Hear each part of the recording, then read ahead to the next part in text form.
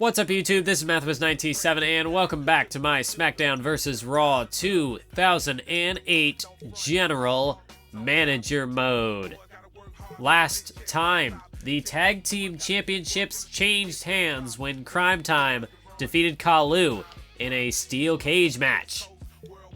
This time, ECW only had a 3-star pay-per-view, so I guess there's hope for us yet going into No Mercy.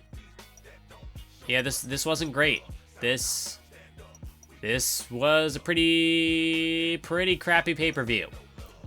But they're probably going to have a really great ECW show. They're going to knock it out of the park. But we'll see if we can stand our ground. So, yeah, last time the titles changed hands. Let's go ahead. Hardy should be matched with other Hardy, so we'll do autograph signing. Just as something. I gotta figure. I guess we'll give one to Finley too. Get them up to 70. Snitsky's gonna have another week off because I gotta deal with that fatigue. And he wants the contract renegotiation, but I'm not ready to give that just yet. Otherwise, everybody. Okay, so I could kind of cheat with MVP a bit here because I thought about maybe making a temporary alliance just to make sure that I can get 6 guys in the Elimination Chamber. So it would be Umaga probably paired with MVP. It'd be a weird alliance. Because I don't want... It can't be either the actual tag teams because they are gonna have their rematch at No Mercy. So that can't happen. CM Punk is gonna make it onto the list if I can knock Cena out. So wait, there'd be 1, 2, 3, 4, 5. So even after all the losses, Cena might still make it in. Yeah, because there's nobody else who can really jump up there. Oh boy. This won't quite work like I had hoped. Okay, so I might just have to throw out the whole World Heavyweight Championship Elimination Chamber idea. Maybe I'll do Fatal 4-Way or something. Well, I guess we'll just play it by ear. I guess the Elimination Chamber match might end up being a United States title thing. You could get Kane in there. You could get Cena in there. Okay, so it could be Kane, Carlito, that makes 2. Cena, Nitro makes 4.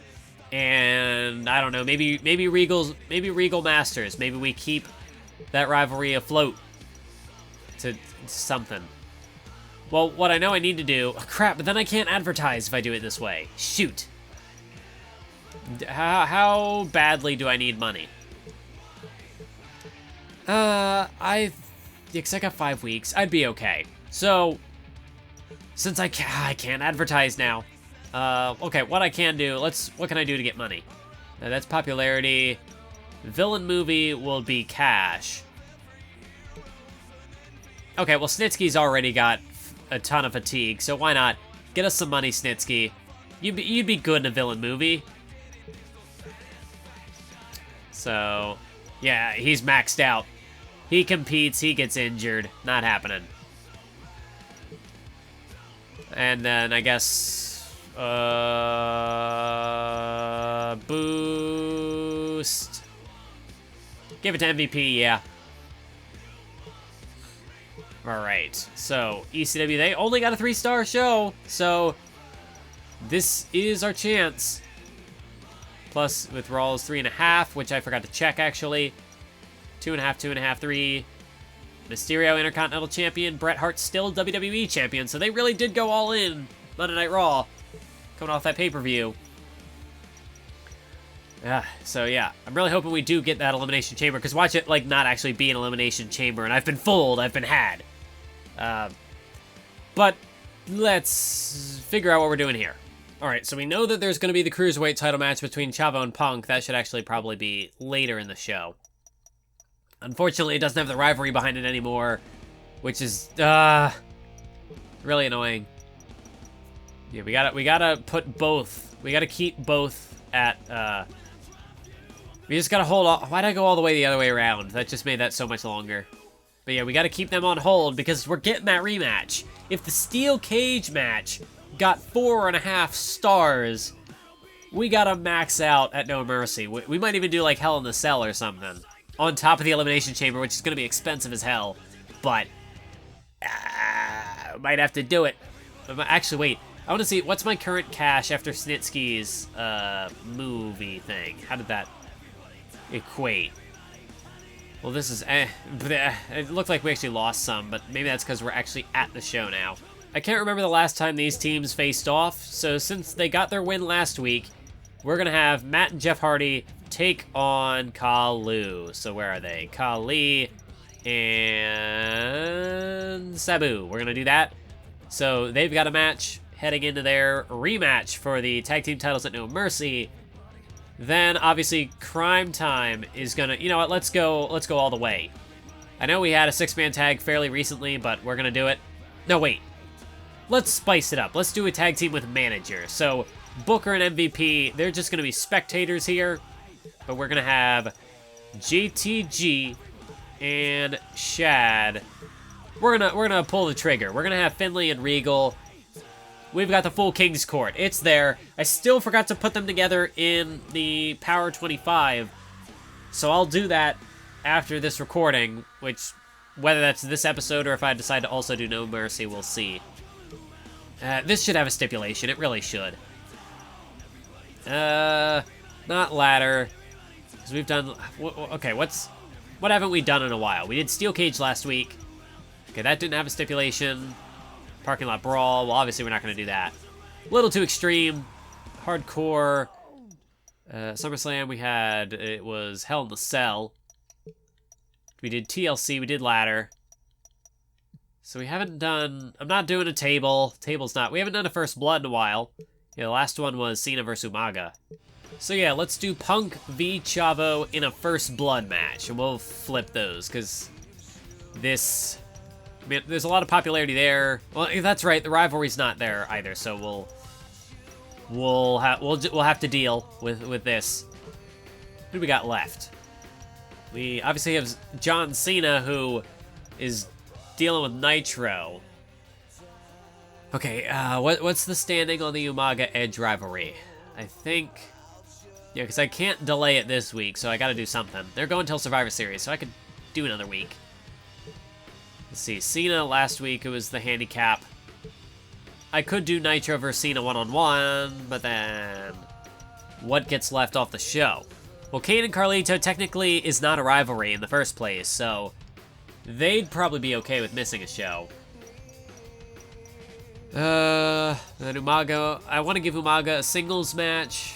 Probably not against Cena. Oh yeah, I guess if we're doing King's Court, then Masters is done. So, I guess we'll have Umaga versus Chris Masters. So again, Masters is still not really much to do for him. Edge will be spectating, but obviously that's going to happen. And then main event. I guess we don't really have a big... Oh, what am I doing? I'm at interview. That's why it's saying everybody's there. Yeah, main event, we don't really have much to go off of. So we could do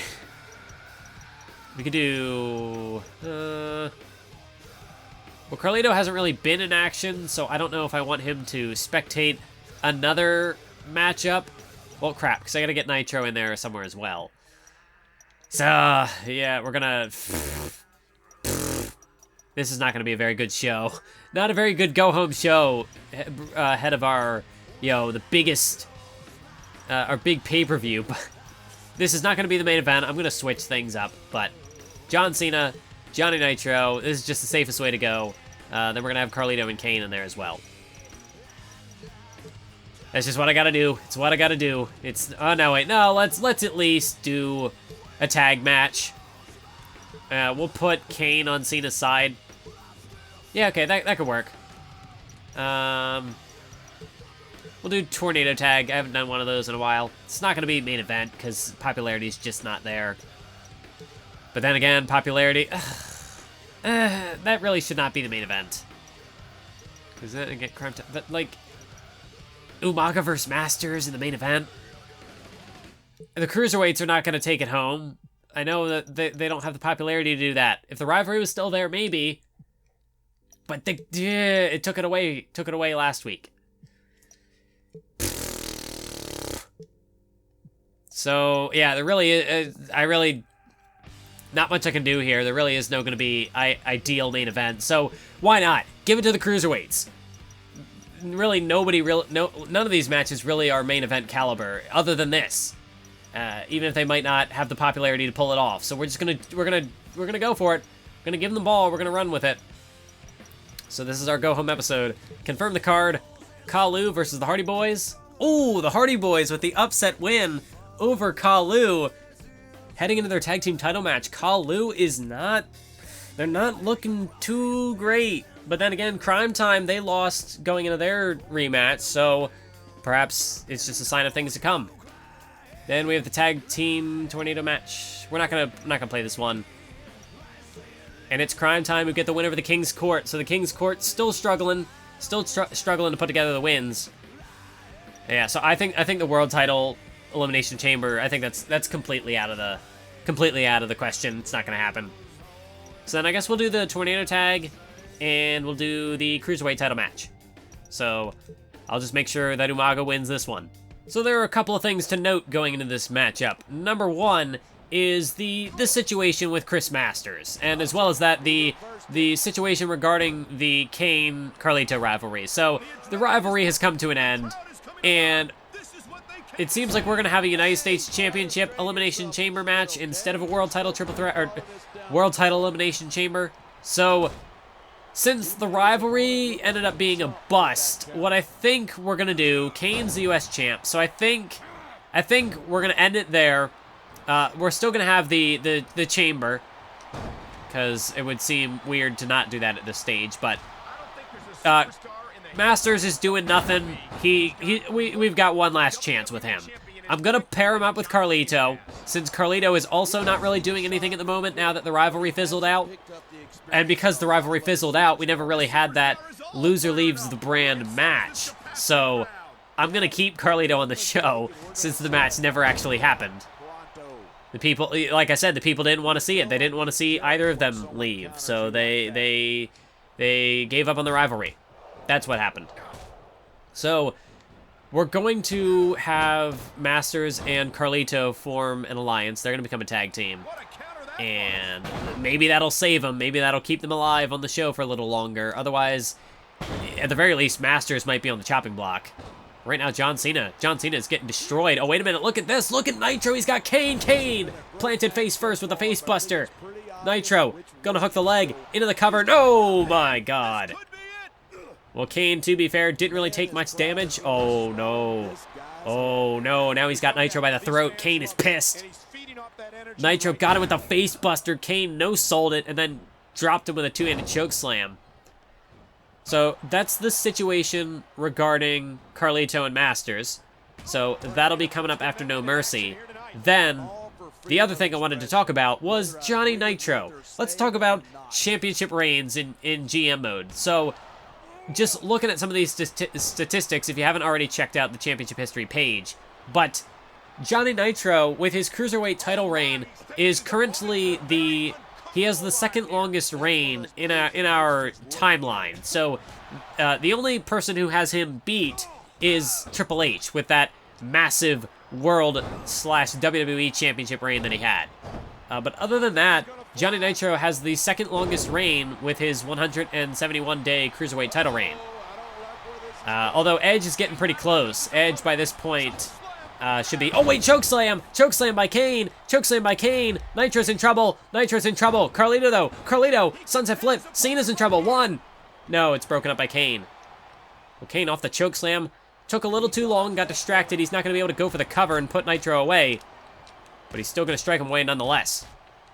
So, there's Nitro, who has the second longest championship reign in the GM mode timeline so far. But then, if you want to talk about total days as champion, like combining all the title reigns, Edge has actually been like the most overpushed guy in the series if you go off the numbers. Because even though this is for Edge's first world title reign in all three of the series, this is the first time he's held a world title, combining all of his championship reigns from his time with Rated RKO, his time with as a tag team partner with Chris Jericho, his multiple like United States and Intercontinental Championship reigns. Edge has been a champion in GM mode for over 700 days total. That was like, so for the majority of all, between the 3 GM mode series that I've tied together, for the majority, over half that time, Edge has been a champion. Which you might say, oh, we gotta bury Edge now. Edge, he's been the champ for too long. I kind of like that, because even though, Triple H was the guy who had the big singular title reign, but Edge has been the background guy. And I think it works, even though he's been a champion for so long in all the series combined, this is his first world title reign, so he's never been the guy, even though he's been a multi-time tag champ, been a multi-time US or Intercontinental champion, but never the world champion. So even though he has been a champ for ever in the series, I still think it's fine. He's kind of the golden boy, the star child of our GM mode, and I'm fine with that, which, some of you might not be, but I don't know, I think it's cool to have a guy like that. He really is the face of the brand. Not like Triple H anymore. Triple H is gone. Johnny Nitro, the dancing leg drop. Carlito disposing of Kane on the outside. Meanwhile, Johnny Nitro standing shooting star press on Cena. Hook of the leg, 1, 2, 3. Nitro pins John Cena. And that's a win for the Cruiserweights. Also, another interesting detail to note is that in the list of people who've had total days as champion, Johnny Nitro is, I think, 3rd on the rankings. Kane is right behind him in 4th. But yeah, they're not going to be able to pass Triple H. They need another 300 days to pass him, and that's not going to happen. But Nitro and Carlito get the win here. Going into that, what is probably going to be a United States Championship Elimination Chamber, we're going to see Cena, we're going to see Nitro, we're going to see Carlito, we're going to see Kane. But will it be one of these 2 men who walk out of No Mercy with the United States Championship? And now it is time for the main event of the evening. For the 3rd week in a row, we've got a championship match headlining the show. But this time, I think this is the first time that the Cruiserweight Championship has gotten the main event spot. I could be mistaken, but this is the only one I'm thinking of. I don't think Nitro even ever got a main event on SmackDown, so this is a big opportunity. Going into the No Mercy pay-per-view, Chavo Guerrero and CM Punk have got the main event of SmackDown. It would have been even more well-deserved. It would have been a hard-earned main event if the rivalry hadn't given out on us 1 week ago. But still, nonetheless, Chavo taking on CM Punk. Punk has finally found himself. He's finally been able to right the ship. He's been able to get himself back on the right path by winning the Cruiserweight Championship, by beating Johnny Nitro and Chavo in that triple threat a couple of weeks back. But Chavo with a win here, he will take that all away. And CM Punk, well, he's going to be right back to the bottom. And, this might, like I said, this might be Punk's last big run. So if he doesn't impress as the Cruiserweight champion, well, he might not impress anywhere else. He might be done. CM Punk got the game face on. Chavo Guerrero, he's got that scowl on. Referee rings the bell. Here we go. It's a first blood match, and CM Punk tried to strike first, tried to go right after the head. But it's Chavo. Chavo who actually manages to land the first strike. Got him with that clothesline. CM Punk now with the kick. Got Chavo against the ropes, but Chavo the counter. Punk spills to the outside. Punk gonna, not wasting any time. Right back into the ring, though. Oh, wait, Chavo slipped off the top rope. Punk couldn't even really reach out to him. Chavo just slipped off the top rope. And now CM Punk, he's going to start to target the head. Of course, a first blood match, so you got to dish out. Really just focus on the skull, focus on the head, trying to bust your opponent open. But Chavo is shot to the leg, able to counter the kick by Punk. And now Chavo's going after the ref. Chavo's going after the ref. Of course, this isn't a normal matchup, so the referee, hey, if the referee is knocked out, he can't see the blood, so there could be some, a potential way to screw the match there. But this early in the matchup, I think that's unlikely that anybody's gonna get busted open this early. But nonetheless, that's just Chavo for you. Chavo he'll bend the rules to whatever suits him best. There's a shot to the skull. Punk staggered. But Chavo's got him now in the lockup, and I don't know if this is the best idea. Submission holds, not only do they not work on Punk, but an abdominal stretch is not going to dish out any damage to the head. But Chavo nonetheless, well, wasn't able to capitalize. Punk now sends him off the ropes. Oh, and another big kick. A big kick to the skull. Now a kick to the chest.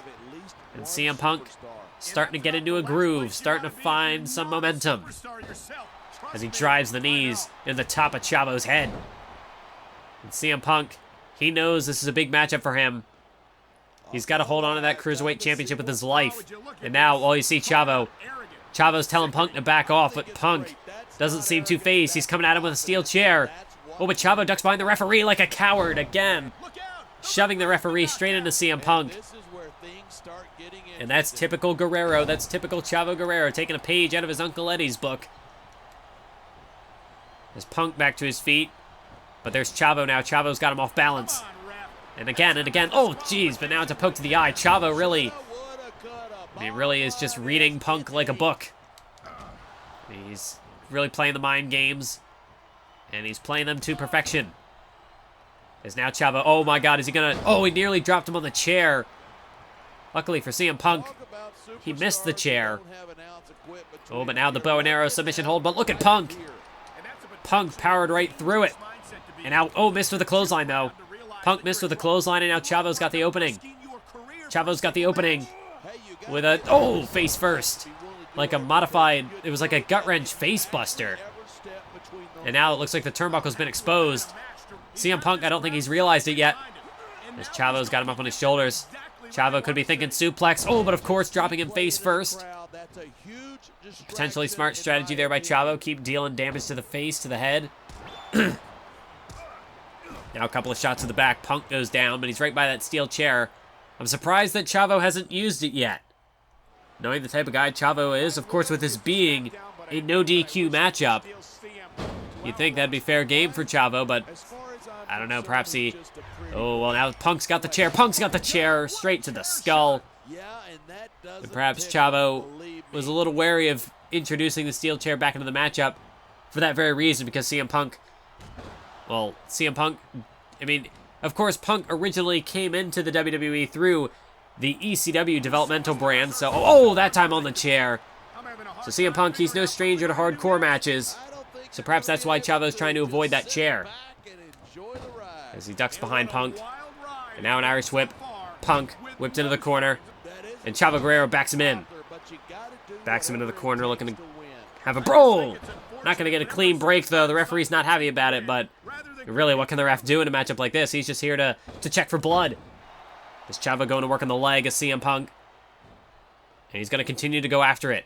Try to prevent Punk from walking so that maybe he can just hammer away on him with a bunch of punches until he can bust him open. But, you know, certainly cutting off the mobility will benefit Chavo in the long run. But CM Punk right back to his feet and drops him on the back of his head.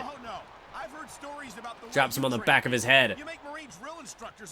Oh, and now Punk's got the chair. Punk's got the chair, and Chavo's busted open. Punk retains. Well, and that really is just how it goes in a First Blood matchup. The match can end at any point out of nowhere, and Punk, that chair shot, it did Chavo in. It put him away. Chavo, you can see the blood all over his face. And it's CM Punk, the Cruiserweight Champion, who retains his title. Secures a much-needed victory. Oh, God. For the championship, I mean, I know he's going to want to hold on to that title. He's going to hold on to that title real tight, but might want to get it out of his skin. That might be a little too close for comfort, but yeah, Punk retains, and that's, yeah. I've heard of titles phasing through clothes, but phasing through skin is a whole other level of uncomfortable. Title shot, MVP, I get it. Montel Vontavious Porter, you want a title shot, and you really haven't been earning it, buddy. And Masters, I will give Masters 5 more weeks, but he is... Wait, let me just make sure. Okay, MVP still on the show. That's good. I bet you if I put him in the U.S. title match, that's not going to be good enough for him. Bet you he will not be satisfied, but that's what I'm going to probably end up trying. So yeah, Masters, need to give you 5 more weeks. You're going to have an alliance with Carlito. I don't know how great it's going to be, but it's the only thing that can save you now. I am becoming a big part of this show, and I am not being rewarded properly. We really need to discuss... Yes, Snitsky, you have been a massive part of this show so far, what with your massive fatigue and, missing out on 3 shows in a row. Yes, I will keep that in mind, Snitsky. You just gotta heal that fatigue first, and yeah. Yeah, and most everybody else here just seems to want title shots, except Finley. Finley doesn't like losing. Alright, so let's check rivalries first and foremost. What was this one? What rivalry did I lose? Oh, it was Masters Regal. That's right. I knew about that one. I knew that was coming to an end. And the other thing... So if I can't do the Punk Chavo rivalry anymore, oof. Oof. Yeah, I don't really have another Cruiserweight to fill that role, except, like, maybe Finley, but then... Then what do I do about the tag title picture? Okay. Maybe we need to do a little bit of damage control. Let's take a look over at Monday Night Raw for a sec. I don't know if I really want to bring Dykstra back. Yeah, because right now, Cruiserweight-wise, they've got Dykstra... Actually, wait. Hold on. Okay, so they do have Dykstra and Helms. ECW might have somebody, maybe, but just thinking off my own roster. Like, maybe Flair. Wow, they've got a lot of people at 1 week. So maybe they'll drop somebody by mistake. Actually, then I wouldn't be able to sign them because I have a full roster, so... so that wouldn't really work.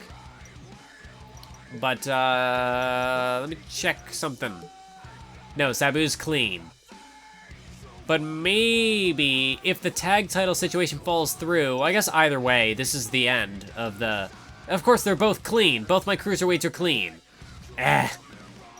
But, depending on what happens, I think the loser of this matchup might end up going into the Cruiserweight title picture, just because we need to get somebody new down there.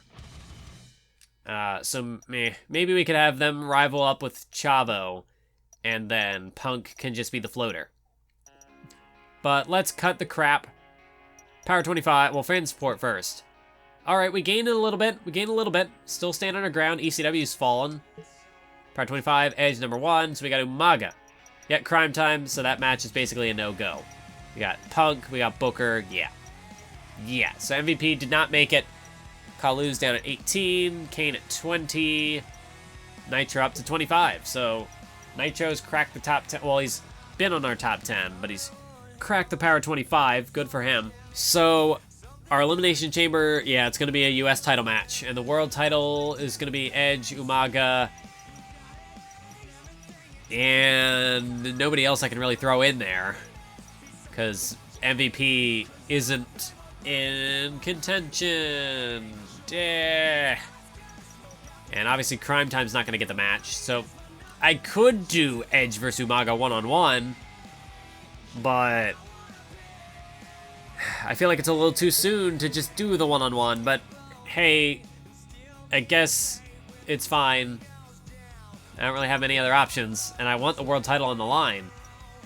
Alright, but first and foremost, let's set up the card. US Championship Elimination Chamber.